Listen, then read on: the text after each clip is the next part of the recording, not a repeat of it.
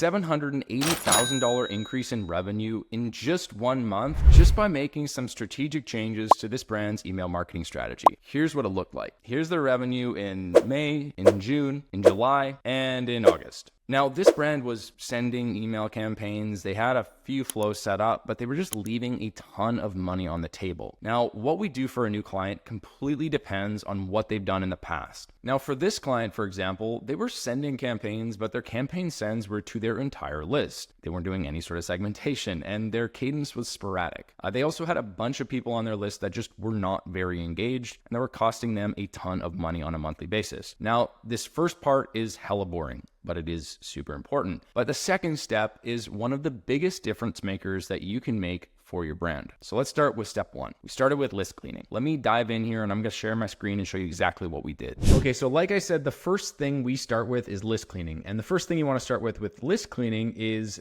finding the unengaged people. So what you want to do first is find the most unengaged people, but you don't want to include the most engaged people. So let me show you what I mean by this. Basically, what we want to do is find the people who have received at least 10 emails. So the reason we have this filter is so that we know that they've actually received emails and they haven't, they didn't just get added to the list. And they've opened emails 0 times in the last 180 days. And they have clicked an email 0 times in the last 180 days. And they can receive email marketing. Now, it kind of depends on how many people are in this segment. You may also want to include a segment for people who have never engaged. So for example, in this scenario, I'd be like, receive 10 emails in the last 180 days, and they've opened 0 times overall time and clicked 0 times overall time. Now, I'd recommend making 2 different segments there. If this first segment that you make using this audience right here is enormous, then definitely whittle it down a little bit and look for people who have never engaged at all. We just don't want to suppress too many people here. Now, once you've done that, we want to remove those unengaged people. So remove the most unengaged, i.e. those people who have never engaged at all. Remove spam emails. So this is going to be like what I'd recommend doing once you've created this segment, run through that segment and look at if there's any sort of weird anomalies between the emails, if there's any sort of weird abbreviations, or if there's any people within those emails where they've maybe opened a series of times. Well, you wouldn't have people who opened a series of times here, but maybe they've received a ton of different emails and maybe they only opened the first email and they've never opened anything since, or they've never actually been to the site or browsed. These are big things that you want to look at. And oftentimes it might be a certain URL, it might be a certain region, it could be a certain IP. We had one issue a while back where it was basically people all had a certain piece of like something specific in all of their emails. It was a specific word that they had in all of their emails. And we were like, these are all spam emails. And we looked at all of them with that word in it. And we were like, they're all spam. So we removed all of those people. This is really, really important and something you want to consistently be looking at as well. The third piece here is just creating a sunset flow and trying to re-engage some of those people as well. Now, the next piece and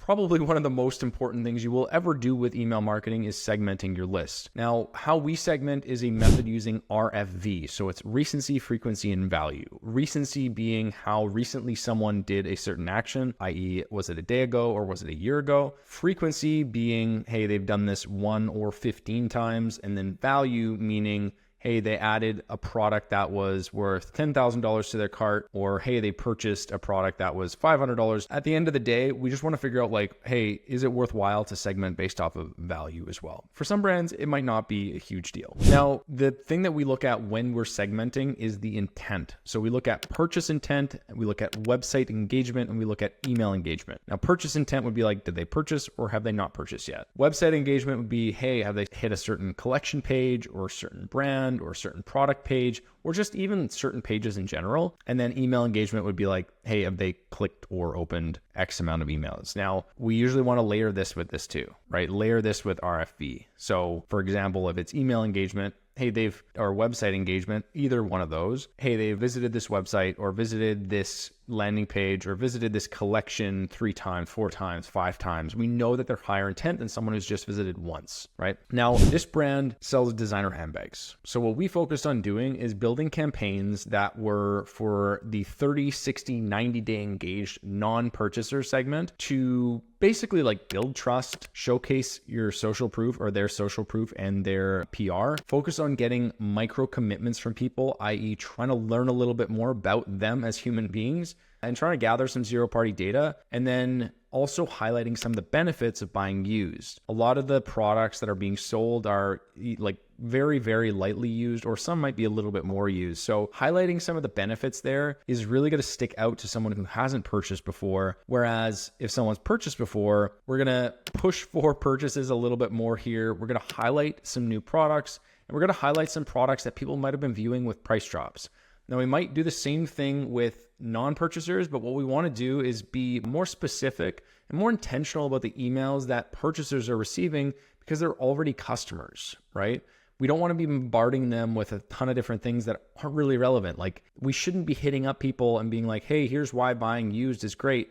If someone's already bought 3 bags from you, they know. They don't need to know what the value prop is. They understand that already. They want to get emails that are more pertaining to themselves. And this is where segmentation is so important. If you keep receiving emails that you're not interested in, you're probably going to unsubscribe, even if you might be interested in the brand overall. You just might not be interested in the emails you're receiving. Now, we also do a 30, 60, 90-day engagement with a certain brand or a certain collection. This can get really, really cool, right? So you can do like a Gucci viewers or a Gucci purchasers or Hermes viewers or Hermes purchasers, whatever the brand is, whatever the collection is. You could do bags, you could do bottoms, you could do just a variety of accessories, right? Like a variety of different things here that you can do. And then what you want to do is hit up the people who have engaged with those things with emails that are relevant to them. So for example, Gucci viewers, it could be people who have viewed a Gucci product or the Gucci collection in the last 30 days or 90 days. We're going to send them an email with a product spotlight, and we're going to highlight all of the new arrivals for Gucci bags, right? This could be one super simple, very basic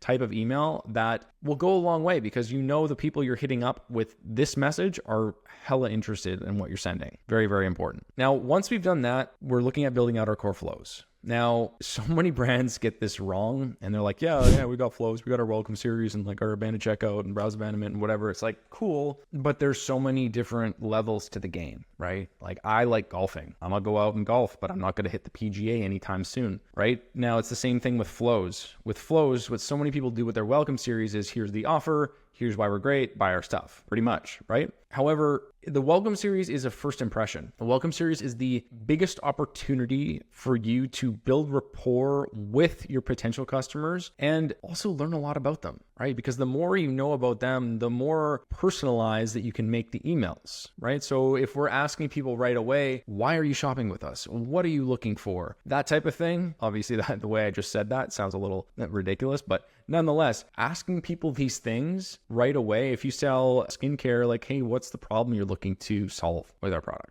right? Simple as that. And then creating and curating different experiences for these different people. That's exactly what we did here. So this brand has 3 different kind of sources of revenue, or 3 different types of clients even, we can say. The first is just people who are looking to buy a bag or looking to buy a luxury product. The second is people who are looking to rent a bag. So it could be for a specific occasion, it could be for a specific party or something like that, or they could just want to rent it before they buy it. And the third piece is people who want to sell their bags. So people who are looking to consign their bag and hopefully get some cash back for it. Each of those different people have different pain points, different objections, different things that are going to be interesting to them. So if we create a welcome flow that is curated specifically for each one of those different segments, it's going to resonate with people a lot more, and people are going to be a heck of a lot more interested, right? The same thing goes with the browse abandonment. The same thing goes with the abandoned checkout. And the same thing with regards to segmentation, it comes into play here too. So if I go back to the purchase intent, the website engagement, the email engagement, but also if I look at the RFV,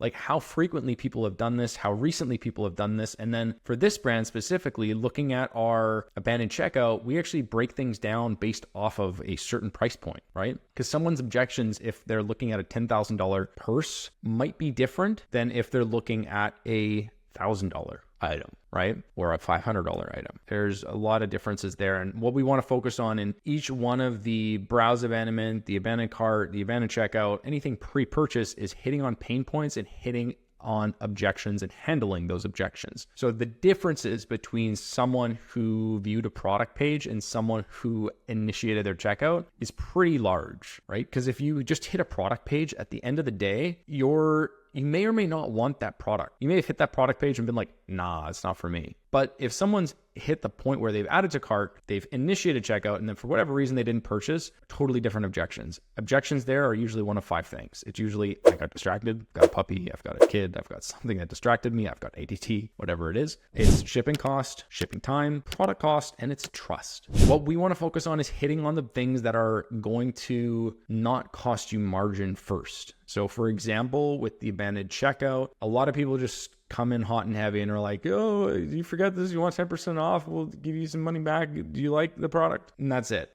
right? And then the next one is like, oh my God, 15% off if you forgot about it, don't forget about us. And it's super awkward and it sounds super weird, but that's how it comes across, right? It's like, think about, I think what a lot of people don't do is think about how this stuff is perceived in real life. Humans don't just randomly become robots online. Like, humans are humans. So if you just do this thing as though you're trying to communicate with a human, it'll come across far more human-like, and it'll probably work a lot better too. I digress. So that's kind of like the structure you don't want to have. What I would recommend having is like hit on those things that don't require margin first, i.e. the non-price related objections, such as trust. Like, let's highlight some reviews, let's highlight some social proof, let's highlight some PR. Hey, let's look at just reminding people initially for the first one as well, right? But the point here is hitting on pain points and handling different objections is key. Now, you may be like, okay, well, like post-purchase, there's not really any objections. The post-purchase flows are crucial, and there are still objections. They're not maybe the same types of objections you'd get pre-purchase, but it's still an objection in some capacity. What we want to do post-purchase is build trust, build a relationship, and ultimately make sure that whoever bought, whatever their desired outcome is obtained. This is key. Help people achieve their desired outcome. Make sure you have a happy customer. You will earn trust and build a relationship. How we do this? 1, thank people. And then 2, if you have a product like a skincare product, like anything like that, like with this client, for example, they sell luxury bags among other things. So if we're looking at luxury bags, like, hey, here's some tips on how to keep care of your luxury bags. Once you buy, here's some tips. Hey, you know what? And you can get really granular with this too. Go back to segmentation and be like, okay, you know what? This person bought X bag. They bought a Chanel bag or they bought a Gucci bag. Maybe Gucci has specific outlines on how to keep care of their specific bags. Or if there's a certain fabric, let's look at that and let's provide value to people and make sure that they get the most out of their product and they're very happy with their experience. Now, the other things that we can do here is cross-sell flow. So this is great. We do this for this brand as well. What we found is after they've bought a certain product, they tend to be pretty brand loyal depending on the products that they purchased, right? So if they bought a Gucci bag or if they bought a Louis Vuitton bag, they're very loyal to that brand. Hermes, very, very, very loyal to that brand. So if they're really loyal to a certain brand, let's hit them up with a cross sell down the line as well, which kind of goes in line with a win back, right? Win back is, hey, they purchased once and they haven't purchased in a while. Let's see if we can win them back. Let's see if we can get them to actually purchase. But here's the thing. If we have a poor purchase experience or poor post-purchase experience, people are not going to be happy. They're not going to come back. Not really a surprise, right? So focus on that. It's very, very important. Now, thank you so much for watching. I really do hope this helped. If you did enjoy it, please feel free to like and subscribe. It does help out a lot, gets the channel in front of a lot more eyeballs. And if you do have an e-commerce brand doing over $50,000 a month and you don't want to do this yourself, I'd invite you to subscribe and apply to work with us below. There should be a link where you can just click apply, watch a quick video, and then there'll be an application there. So if you've got any questions at all about that, let me know. Again, thanks so much for watching and have yourselves a great day.